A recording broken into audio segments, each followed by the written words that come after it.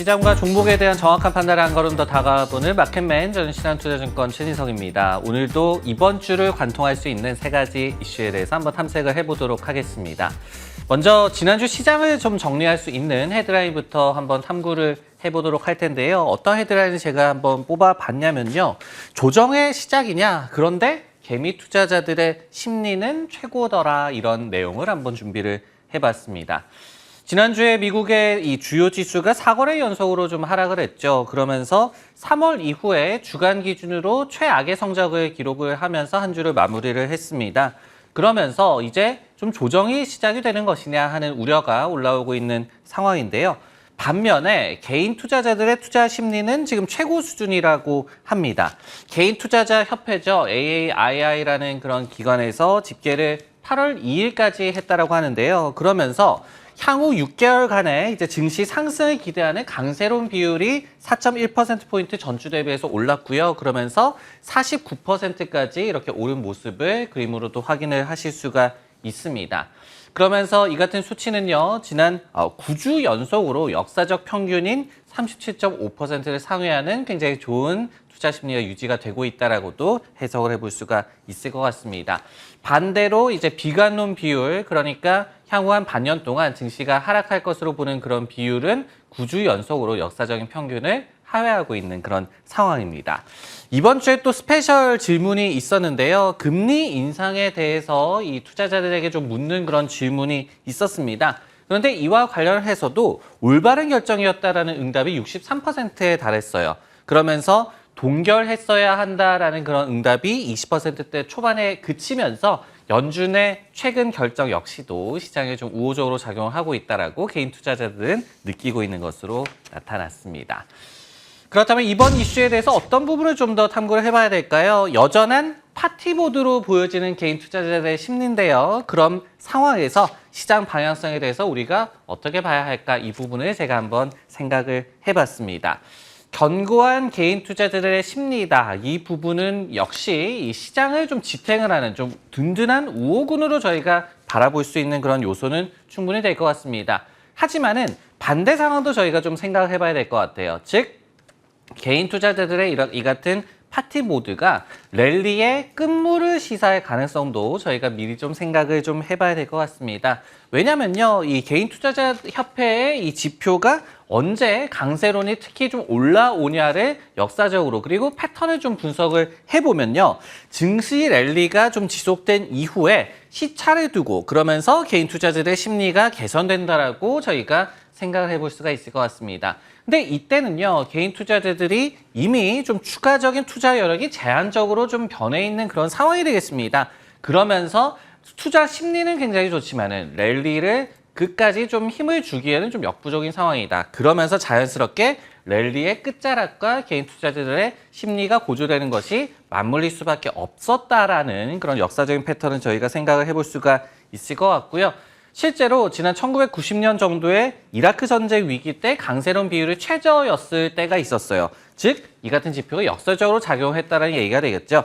그때 최저를 찍고 나서 오히려 증시의 랠리가 있었던 적이 있었습니다. 그리고 또 금융위기 때에도 이 강세론 비율이 좀 바닥을 찍었었던 때가 있었거든요. 그러면서 그 이후에 시장 역시도 바닥을 좀 확인했을 때가 있었는데, 반대로 닷컴버블 붕괴 직전에는 개인들의 투자 심리가 최고조에 올랐던 그런 상황도 있었습니다. 즉, 이 같은 개인 투자자들의 투자 심리가 컨트레리언 지표, 즉 역설적인 지표로 작용할 가능성도 미리 좀 염두를 하시면서 심리 지표 잘 살피시면 좋을 것 같습니다. 네, 두 번째 헤드라인 한번 살펴보도록 하겠습니다. 지난주에 굉장히 중요한 지표가 발표가 됐죠. 냉각 중인 고용시장, 골디락스가 임박했냐, 이 부분에 대해서 한번 탐구를 해보도록 하겠습니다. 지난주 금요일에 미국 노동부가 지표를 발표를 했죠. 그러면서 예상치 20만 명 정도를 하회한 18만 7천 개 정도의 신규 일자리가 창출된 것으로 이번에 지표가 나와줬습니다. 여기에 더해서 그 전에 두 달간의 지표도 좀 하향 조정이 됐죠. 그러면서 점진적인 이제 고용 냉각이 되고 있다라는 해석을 자아낼 수 있는 그런 지표가 발표가 됐습니다. 반면에 여전히 다달이 한 20만 개 가까운 신규 고용이 좀 창출되고 있다. 이 부분은 경기 침체를 또 우려를 더는 또 해석할 수 있는 여지가 있는 지표라고도 볼 수가 있을 것 같은데요. 관련해서 보스턴 칼리지의 교수 같은 경우에도 골디락스 경제라고 또 분석을 제시를 하기도 했습니다.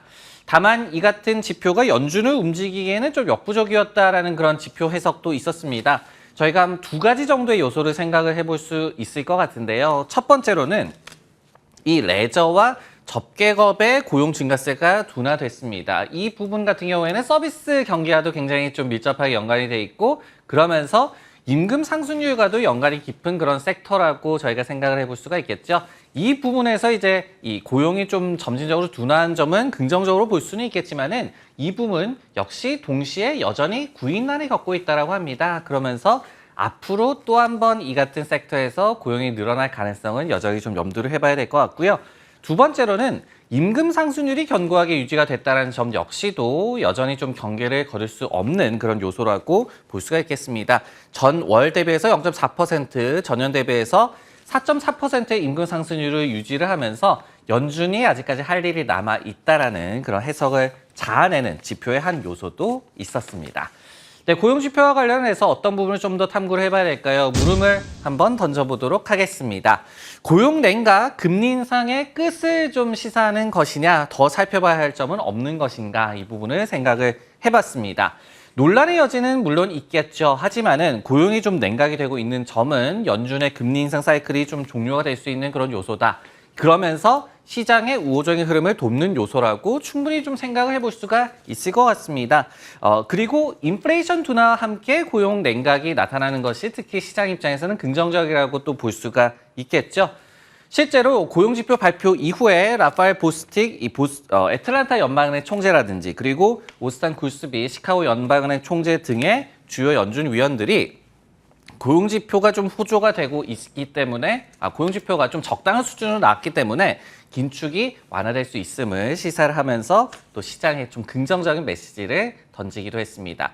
주요 기관들의 분석들로 좀 우호적이었는데요. 예를 들어서 BMO 캐피털 마켓 같은 경우에는 연준이 고용 증가 둔화에 이제 위안을 얻을 것이다라고 해석을 제시를 했고요. 트루이스트 증권 같은 경우에도 금리 인상 종료를 좀 시사하는 그런 지표가 나왔다. 그러면서 연준 입장에서도 좀 긍정적인 지표가 나와주고 있다라고 얘기를 했습니다. 다만 저희가 좀 경계할 요소도 여전히 좀 생각을 해봐야 되겠죠. 고용과 인플레이션 냉각이 아직까지 안심할 단계는 아니다라는 또 해석도 나오고 있기 때문에 이 부분도 좀 같이 체크를 하셨으면 좋을 것 같습니다. 예를 들어서 웰스파고라든지 블랙록 같은 기관에서 최근에 미국 증시가 좀 조정을 겪을 가능성이 있다라고 제시를 하고 있어요. 그러면서 주요한 근거로서 제시하고 있는 것이 뭐냐면은 인플레이션이 둔화하고 있지만은 다시 반등할 수 있다. 그리고 인플레이션이 굉장히 변동성을 띌 수가 있다라는 그런 근거였습니다. 이런 부분들 시장의 방향성과 관련해서 좀 체크를 하시면 좋을 것 같고요. 마지막으로 모건 스탠리에서는 또 흥미로운 얘기를 하고 있습니다. 인플레이션 둔화가 오히려 시장에 이제 헤드윈드, 그러니까 역풍으로 작용을 할 수가 있다라는 흥미로운 좀 분석을 제시를 했는데요. 왜냐하면은 인플레이션이 둔화하게 된다면은 재화 중심의 사업을 영위하는 기업들의 매출에 악영향을 끼칠 수 있다라고 또 얘기를 하면서 이런 또 다양한 해석들 역시 참고를 하시면 좋을 것 같습니다. 네, 마지막으로 이번에는 종목과 관련한 헤드라인 한번 확인을 해보도록 하겠습니다. 버크셔 해서웨이가 또 한 번 역대급 분기 실적을 내놨는데요. 어떤 부분을 저희가 체크해 볼 수 있을지 살펴보도록 하겠습니다.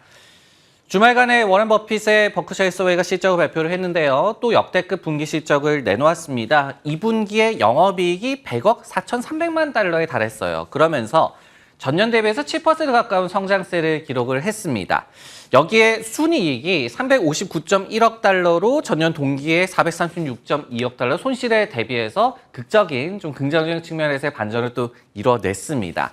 어떤 부분이 특히 좋았느냐를 살펴봤더니 보험과 투자 수익이 특히 호조세를 보였으면 저희가 확인할 수가 있었고요. 그러면서 이 부분이 호실적을 견인했다라고 저희가 해석을 해볼 수가 있을 것 같습니다. 투자 부문 같은 경우에는 뭐니 해도 애플이 다시 한번 또 효자 노릇을 했다라고 보여지죠. 분기간에 주가가 한 18% 정도 올랐는데요. 그러면서 애플에 힘입어서 버크셔 해서웨이의 미실현 지분 투자 이익이 분기간에 260억 달러로 또 추산이 되고 있는 상황입니다.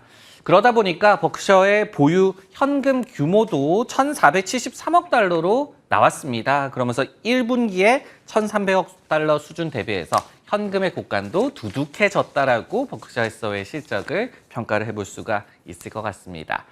어떤 부분을 좀 더 탐구를 해봐야 될까요? 역시 물음을 한번 던져봤습니다. 버크셔 해서웨이 같은 경우에는 참고로 주식도 지금 신고가를 기록을 하고 있는 그런 상황이에요. 그러다 보니까 버핏의 포트폴리오가 답이다라는 그런 해석들이 시장에서 나오고 있는데 어떤 부분을 좀 더 살펴야 할지 설명을 드리도록 하겠습니다. 앞서 말씀을 드렸듯이 지난 목요일에 바로 버크셔의 클래스 A 주식이 신고가를 기록을 했습니다. 그러면서 주말간에 나올 것으로 예상이 됐던 호실적을 또 기대감을 미리 반영을 했다라고도 보여지고요. 여기에 더해서 버크셔 해서웨이 포트폴리오가 답이다. 이 같은 시장의 신뢰를 또 반영한 그런 주가의 신고가 행진이라고 해석을 해볼 수가 있을 것 같습니다. 두 분기 연속으로 200억 달러 이상의 주식 투자 수익을 얻은 것이 특히 좀 주요했다라고 저희가 볼 수가 있겠죠. 근데 특징은 역시 집중 투자가 되겠습니다.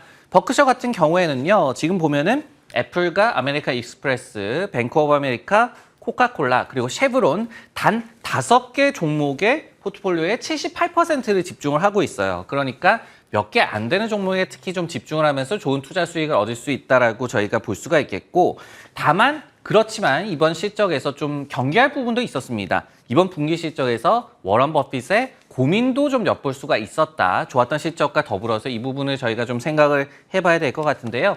어떤 부분을 좀 얘기를 드리려고 하냐면 지난 분기에 버크셔가 매수한 지분 가치가 50억 달러 미만이었습니다. 그러면서 매도한 것이 또 130억 달러에 그쳤고 또 자사주 매입도 14억 달러에 그치면서 현금 보유 규모는 또 역대 2위급이었다. 어떤 얘기가 되냐면요. 시장에서 활동이 굉장히 제한적이었다는 얘기가 되겠죠. 그리고 시장에서 매력적인 가격대로 주식을 매수할 기회 그리고 M&A를 단행할 기회가 굉장히 제한적이었다. 이런 대상을 찾는데 굉장히 애를 먹었다는 의미도 되겠습니다. 그러면서 저희가 이 같은 이 버크셔의 실적을 보면서 이미 깊숙이 시장에 발을 담근 투자자라면 증시의 우호적 환경이다라고 평가를 해볼 수가 있겠죠. 하지만은 반대로 새로운 투자 기회는 버크셔 입장에서도 그렇고 투자자들 입장에서도 제한적일 수밖에 없었다라는 그런 뉘앙스 역시도 이번 실적에서도 체크를 하신다면 도움이 되실 것 같습니다. 네, 마켓맨 오늘 준비한 내용은 여기까지고요. 저는 다음에 다시 돌아오도록 하겠습니다.